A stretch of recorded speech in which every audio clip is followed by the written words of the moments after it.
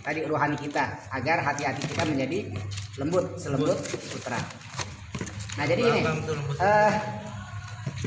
di awal kenapa kita buka pengajian ini, pertama ada teman-teman kita yang mungkin belum bisa baca Quran, mungkin ada yang belum bisa atau bisa tapi nggak lancar ya, makanya kita buka pengajian ini. Kenapa? Karena kalau ikut di tahsin, kalau bagi yang belum lancar atau bagi yang belum bisa itu nanti kesulitan untuk ngikutin. Jadi merasa, waalaikumsalam, jadi merasa oh ternyata ngaji itu susah, ngaji itu sulit ya. Sebenarnya Allah katakan di Al-Quran itu ya, Al-Quran itu untuk apa ya, Al-Quran itu mudah untuk dipelajari bagi siapa yang mau belajar. Jadi sebenarnya Al-Quran itu mudah. Jangan sampai kita orang Islam nggak bisa baca Quran. Quran kan pedoman hidup kita. Kalau kita nggak bisa baca, repot. Ya, kata Rasulullah apa? Aku tinggalkan 2 perkara yang jika kamu berpegang kepada keduanya, insya Allah kamu akan selamat dunia dan akhirat. Mau selamat dunia akhirat? Mau. Doanya aja apa? Robbana atina fid dunya hasanah wa fil akhirati hasanah. Dunia baik, akhirat baik. Dunia sukses, akhirat juga sukses. Jadi Islam itu ya oke. Islam itu tawazun. Islam itu balance. Islam itu seimbang. Ya. Balance itu seimbang, ya, atau kalau bahasa Arabnya tawazun. Jadi Islam itu enggak hanya dunia tuh, ya, dunia doang atau akhirat doang, enggak. Dunia dicari, kita harus jadi orang sukses. Kalian sekolah itu sebenarnya adalah ibadah. Jangan dianggap sepele. Sekolah itu ibadah. Orang tua kalian nyari duit, ibadah juga. Jadi bagi-bagi tugas. Ya, anak belajar ibadah, orang tua nyari duit ibadah. Jadi sama-sama. Ya, jadi kalian sekolah tuh dapat pahala juga. Jangan dianggap sekolah mentang-mentang pelajaran umum gitu kan. Dunia nggak dapat pahala, enggak. Itu juga bagian dari ibadah. Jadi apapun semua yang kita lakukan adalah ibadah. Kita makan pun ibadah. Dengan niat apa? Dengan kita makan, kita kuat, kita bisa menjalankan sholat secara baik. Coba kalau kita nggak makan, lemas, sholatnya juga nggak enak, ya kan? Sujudnya lek-lekan, ya kan? Ya takbiratul ihramnya, ya kan? Lemas. Kenapa? Karena tidak ada asupan jasmani makanan. Jadi makan juga ibadah. Jadi apapun yang kita lakukan adalah ibadah. Orang nikah juga ibadah. Ya, nanti kalian pasti akan nikah. Mau dong nikah kan? Mau gak nikah? Mau lah pasti, tapi untuk sekarang jangan dulu ya. Tapi boleh nikah muda boleh. Saya termasuk adalah orang yang salah satu pernikahan dini. Ya kan, nikah muda. Ya. Umur 21 nikah, ya kan? Lulus 92 waktu itu, 94 langsung nikah. Habis ngapain? Enggak ada kerjaan, ya kan? Udah nikah. Jadi bisa ada kerjaan ngerjain anak orang gitu kan. Oke. Ya jadi itu perlu. Ya, nah ngaji itu juga butuh. Ya, karena itu pedoman hidup kita harus bisa baca Quran dan Al-Qur'an. Ketahui, Al-Qur'an itu nanti akan memberikan pertolongan buat kalian di yaumil qiyamah. Ya. Akan memberikan syafaat buat orang yang membacanya. Jadi nanti ketika kita dihisab, dihitung sama Allah, ya kan, atas apa yang kita lakukan di dunia, Al-Quran datang, ya Allah, ya, dia telah membaca aku, maka hapuskan dosa. Artinya dia sebagai apa tadi? Sebagai makanan. Memberikan syafaat buat kita. Nah kalau kita pernah membaca, gimana? Ya, sangat naif sekali orang Islam tidak bisa baca Al-Quran. Ya, jadi bagi kalian yang nggak bisa baca juga jangan malu. Ya kalian nggak bisa, oh gue malu nggak bisa. Justru kalau nggak bisa, nggak belajar itu yang harus malu. Udah kagak bisa kagak belajar kan namanya so tahu. Jadi kalau nggak bisa belajar, dan belajar itu jangan malu. Emang gue kagak bisa makanya gue belajar. Kalau gue bisa, makanya gue belajar. Gitu kan? Jadi nggak usah malu. Nah banyak juga orang-orang tua kita, ya yang mereka juga nggak bisa baca Quran. Kalau orang tua dulu kan baca Qurannya apa? Sistemnya mereka hafalan.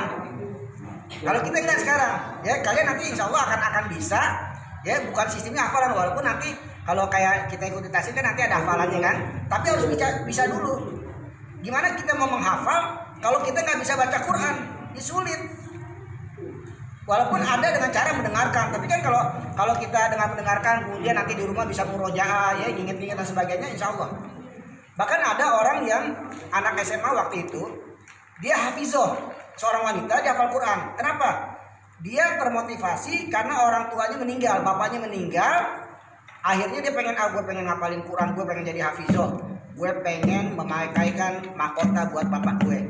bapak gue udah meninggal, gue nggak dibakti sama orang tua, ya masih sekolah, belum misalnya belum nyenengin orang tua saya mati, ya kan, orang tua saya meninggal dan saya ingin memakaikan mahkota buat ayah saya. Akhirnya dia ngapain? Itu SMA 2 tahun dia hafal Al-Quran. Kenapa? Karena ada motivasi. Ya, yakinlah kalian juga bisa, ya. Insya Allah bisa, yang penting baca dulu. Nah, makanya kita persiapkan di sini ada tasin dan sebagainya. Kita ingin kalian saya yakin orang-orang tua kalian juga senang kalau kalian aktif di masjid. Bahkan kata Rasulullah, ya, ada nanti 7 golongan yang akan mendapat naungan di yaumil qiyamah. Ya, salah satunya adalah ya orang yang hatinya di masjid. Artinya kegiatan itu selalu di masjid. Ya ngaji, ya kan?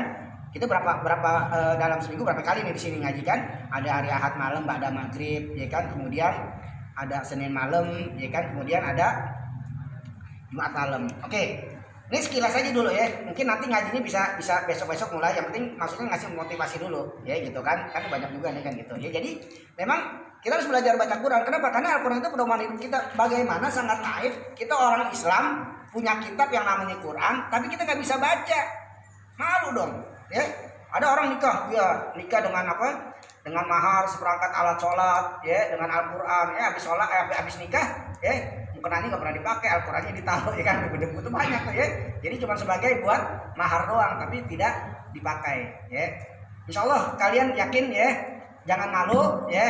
Insya Allah kita mulai belajar Al-Quran, ya. Al-Quran itu mudah, ya. Bahkan saya dulu ngajar di Said Naum waktu itu, ya. Ada orang yang anak TK yang dia belum sekolah SD tapi bisa kok baca Quran, ya. Karena memang mudah, ya. Kalau metode kita pakai metode Iqra karena memang Al-Quran itu sebenarnya banyak metode, ada Al-Barqi, ada Al-Banjari, ya kan. Kalau yang saya pakai Iqra karena lebih umum. Kedua karena saya juga ikut penataran, jadi nggak sembarangan orang ngajar Iqra. Jadi walaupun orang yang bisa baca Quran, jago baca Quran, tapi dia nggak pernah ikut penataran Iqra, nggak bisa ngajar Iqra. Caranya gimana, gitu loh. Karena ada metode-metode khusus bagaimana cara mengajarkan kepada seseorang metode Iqra. Itu ada penataran buat TKA, TPA, terus ada dulu TQA, Ta'limul Quran lil Aulad, gitu kan. Nah, nanti kita pelajari. Insya Allah nanti mudah, ya. Nggak kayak dulu. Kalau dulu, ya orang-orang tua dulu tuh bacanya agak sulit. Alif fathah a, alif kasrah i, alif dhamma u, a i u, gitu, ya. Ba fathah ba. Ya, itu metode orang-orang tua kita dulu. Ya. Kalau kalian kayak ngalamin nggak? Nggak, ya. Ani ngalamin nggak? Nggak juga kan, apalagi yang di bawah usianya, di bawah Ani kan nggak ngalamin. Nah dulu orang-orang tuh ya saya bukan orang tua sih, ya orang tua juga sih. Ya ngalamin kayak gitu. Jadi memang agak sulit. Kalau sekarang metode Iqra itu lebih mudah. Misalkan kayak gini, jilid 1, ya itu nggak ada. Kalian nanti kalau yang belajar Iqra nggak kenal fathah, nggak kenal kasroh, nggak kenal doma, kena langsung baca. Misalkan kayak gini di jilid 1 nih, bacanya ya fathah semua, a, ba, ta, sa, ya, ha, nggak ada yang namanya huruf ha, ain, goin, itu nggak ada dikenal di Iqra. Nanti setelah udah Iqra 5, dan saya pastikan insya Allah kalau kalian sudah Iqra 5, saya biasanya nggak ngajarin Iqra 6.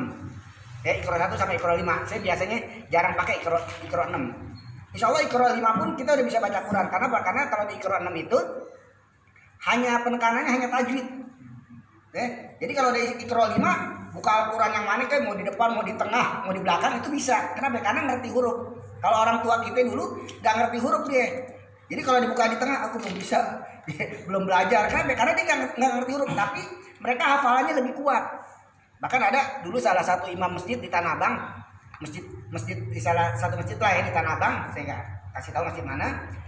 Dia imamnya tuh imam rawatib di salah satu masjid di Tanah Abang gitu kan, tapi dia nggak bisa baca Quran bapak-bapak, karena dulu situnya hafalan. Dulu pengen belajar buru mati, meninggal udah nggak apa-apa, yang penting niatnya udah sampai, ya. Nah, insya Allah kalian yakin bisa dari Iqra 1, Iqra dan sebagainya, ya. Jangan nggak ada kata waktu telat, ya. Oh gue ditelat enggak? Saya juga kebetulan saya tinggal di tenis, ya. Nah itu saya juga ngajar ibu-ibu, ya dari usia ada yang 40 tahun, ada yang udah 50 belajar dari Iqra 1, ya. Dia bilang udah bu nggak ada waktu telat, alhamdulillah sebagian sudah baca Al-Quran. Apalagi kalian di usia kalian ini kan usia yang istilahnya relatif untuk ngapalin lebih mudah. Sebenarnya seusia kalian ini ngapalin lebih cepat mudah, makanya harus selalu diasah untuk menghafalkan. Kalau nggak dipakai nanti lama-lama tumpul, ya kayak pisau kan, ya dipakai nih, terus dipakai lagi tahun depan buat kurban, pasti udah udah muncul gitu. Jadi Waalaikumsalam, harus diasah terus, sama seperti kalian menghafal itu harus selalu diasah, nanti cepat bisa. Ya, oke, silakan. Gitu ya, jadi nanti insya Allah mudah. Ya, yakin aja, ya, yakin bisa. Nggak usah khawatir, nggak usah malu, nggak usah sungkan-sungkan. Ya, daripada kita nggak bisa malu sampai mati, ya, nggak bisa, ya, karena malu. Ya, salah. Ya, malu itu memang sebagian daripada iman, ya kan? Tapi kalau kita misalkan nggak bisa baca Al-Quran, malu, ya harus belajar. Bukan nggak belajar, malu itu jangan malu belajar gitu. Ya ini nggak bisa, kapan bisanya coba kalau kagak belajar? Ya, sama halnya ketika kalian sekolah waktu di SD, awalnya kan kalian nggak bisa baca kan, tulisan arti kan awalnya nggak bisa, gitu kan? Tapi karena kita belajar terus akhirnya kan bisa kan, sampai hari ini kan bisa gitu loh. Nah orang-orang yang nggak belajar walaupun udah usianya tua karena nggak belajar, ini nggak bakalan bisa, susah.